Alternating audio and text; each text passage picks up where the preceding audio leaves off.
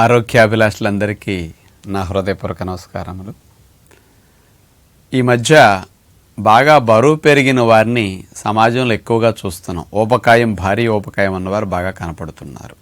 అలా ఉండవలసిన దానికంటే ఎక్కువ బరువు ఉండటం ఎంత అనర్థమో, మరీ సన్నగా తిన్నగా ఉండాలనుకుని కొంతమంది దాన్నే ప్రధాన ధ్యేయంగా పెట్టుకుని అనేక తప్పులు చేస్తూ కొత్త సమస్యలను సృష్టించుకుంటూ ఉంటారు.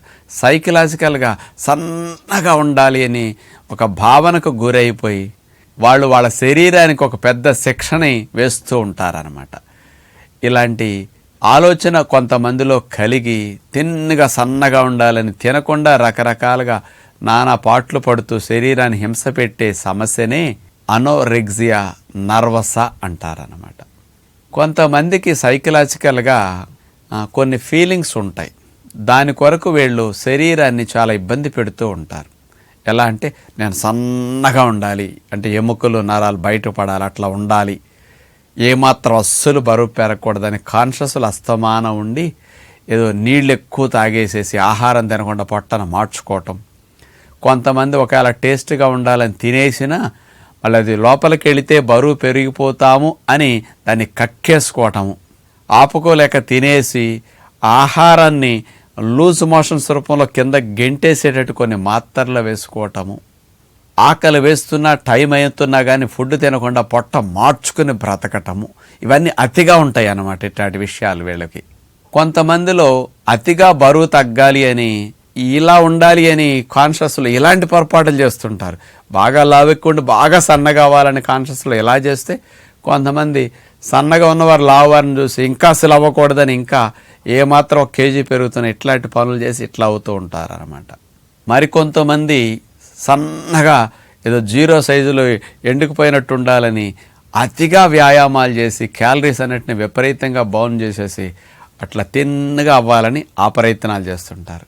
ఇలాంటివన్నీ కూడా అనోరెక్సియా నర్వసా సిమ్టమ్స్గా తెలియచేస్తూ ఉంటారు. ఇలాంటి పనులు చేస్తూ ఇలాంటి ఆలోచనలో ఉండి ఎవరన్నా ఇబ్బంది పడుతుంటే వాళ్ళకి ఏమేమి ఇబ్బందులు వచ్చే అవకాశం ఉంటాయి ఒకసారి ఆలోచిస్తే వాళ్ళు బయటపడటానికి ప్రయత్నం చేయగలుగుతారు.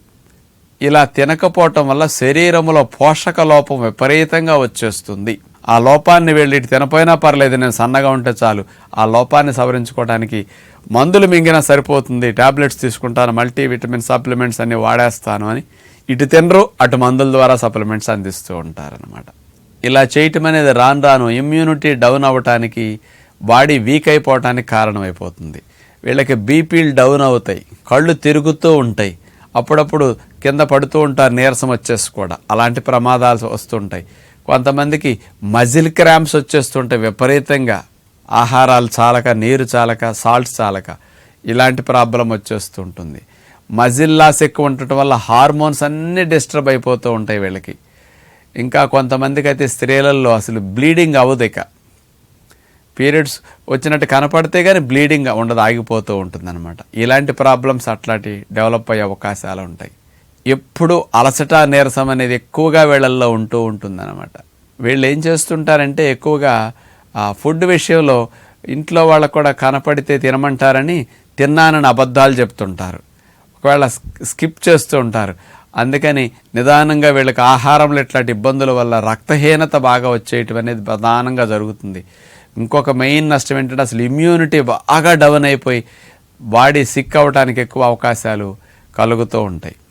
కొంతమంది మన విధానాలు తెలిసి లాంగ్ ఫాస్టింగ్ ఎక్కువ రోజులు తరచూ ఫాస్టింగ్ల మీదే ఉంటుంటారు. అది కూడా ఒక ట్రబులే. మరి ఏం చేస్తాం, సైకలాజికల్గా వాళ్ళు మంచిగా ఉపయోగించుకోకుండా దాన్ని తెలుసుకుని అతిగా ఉపయోగించేస్తుంటారు చెడుగా. అందుకని ఎక్కువ రోజులు ఫాస్టింగ్ చేసి తిండి తినపోతే ఏమవుతుందండి, ప్రమాదాలు జరుగుతుంటాయి. సైకలాజికల్గా ఒక ఫీలింగ్, అమ్మో నేను చేసేయాలి ఎంతసేపు ఈ శరీరం ధ్యాస తప్ప ఇంకేమీ పని ఉండదు వారికి. మరి ఇట్లా ఉన్నప్పుడు ఇలాంటి కాంప్లికేషన్స్ అన్నీ వస్తాయి, లాంగ్ రన్లో చాలా ప్రమాదాలు జరుగుతాయి. కాబట్టి ఇలాంటి అనోరెక్సియా నర్వసా సంబంధమైన సైకలాజికల్ సమస్యని పరిష్కరించడానికి ఫస్ట్ కౌన్సిలింగ్ చేయించాలి. ఈ కౌన్సిలింగ్ సైకాలజిస్టులు చేస్తారన్నమాట.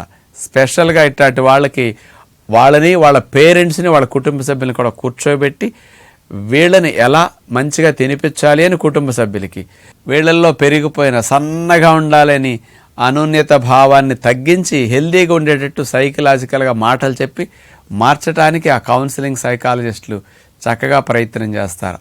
దీని ద్వారా 60 నుంచి 70% ఇలాంటి సమస్య పరిష్కరించబడుతుందని సైంటిఫిక్గా కూడా రుజువు చేశారు. 2015 సంవత్సరంలో ఫార్డన్ యూనివర్సిటీ USA వారు మరి అంటే ఈ కౌన్సిలింగ్ అనేది మెయిన్గా 70% వరకు రిజల్ట్ తీసుకొచ్చేస్తుంది అనమాట. ఇలాంటి వారు దీని నుంచి బయటపడాలి అంటే కొంచెం బ్యాలెన్స్గా ముందు మైండ్ మారిన తర్వాత మనం చెప్పేది బాగా ఉపయోగపడుతుంది. వాళ్ళు మంచిగా కడుపు నిండా తినొచ్చు కానీ బరువు పెరగరు. బయట ఆహారాలు అయితే తింటే పెరిగిపోతామని భయం ఉంటుంది, ఈ ఆహారాలు తిన్నా పెరగరు కదా. అందుకని ఇలాంటి డైట్స్ ఎక్కువ ఇవ్వాలి వీళ్ళకి. అవి ఏమిటంటే ఆకుకూరలు, కూరగాయలు, పండ్లు, ఇందులో కాస్త పప్పులు కొంచెం ఉడకబెట్టి కందిపప్పు, పెసరపప్పు లాంటివి వేస్తూ ఆకుకూరలు వండి పెట్టారనుకో ప్రోటీన్ డెఫిషియన్సీ పోతుందన్నమాట. అందుకని కూరగాయలు, ఆకుకూరలు, పళ్ళు ఇవన్నీ కూడా లో క్యాలరీస్ ఉంటాయి, హై ఫైబర్ ఉంటుంది, లో ఫ్యాట్, లో కార్బ్స్ ఉంటాయి. ఇలాంటి డైట్ ఏమిటంటే వీళ్ళు బరువు తగ్గటానికి ఉపయోగపడుతుంది సైడ్ ఎఫెక్ట్స్ లేకుండా. సన్నగా ఉన్నవారు బరువు పెరగకుండా హెల్దీగా ఉండటానికి ఇవి బాగా ఉపయోగపడతాయి. ఇలాంటి ఆహారాలు న్యాచురోపతిలో మనం చెప్పేవి కనుక వీళ్ళు తీసుకోగలిగితే హెల్దీగా వెయిట్ పెరగకుండా మెయింటైన్ చేసుకోవచ్చు అనమాట. అంటే బ్లడ్ ఇంప్రూవ్ అవుతుంది, హార్మోన్స్ ఇంప్రూవ్ అవుతాయి, బలం పెరుగుతుంది, మీరు యాక్టివ్గా ఇమ్యూనిటీ బూస్ట్ అయ్యి హెల్దీగా ఉంటారు, కానీ స్లిమ్గా సన్నగా ఉంటారు అనమాట.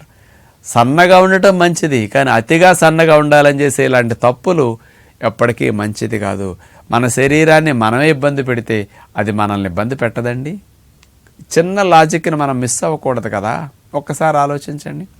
అందుకని బరువు ఎక్కువగా ఉన్న వారు శరీరాన్ని ఇబ్బంది పెడుతూ బరువు తగ్గొద్దు, శరీరానికి హెల్ప్ చేస్తూ బరువు తగ్గండి.